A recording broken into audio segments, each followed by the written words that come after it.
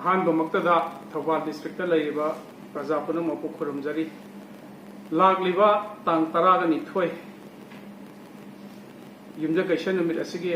अयु पुंग 13 ताबा मतमदा Thoubal district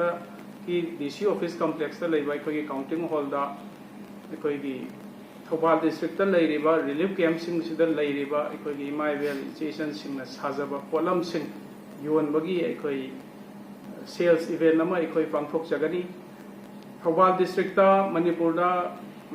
मे 2023 दगी थोलक्लिबा इरांग सिगी मखा ताना हौजिक फावबा Thoubal district अखोई रिलीफ कैंप अहुम हांगगा लेजै मसिदा मरु ओइना मोरे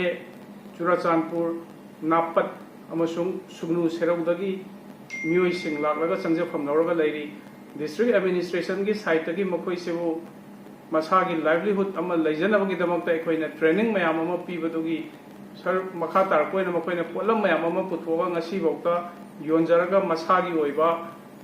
अखोइगी फाइनेंशियल इंडिपेंडेंस फंगनब होनबदा याम चाउना मतेंग पांगली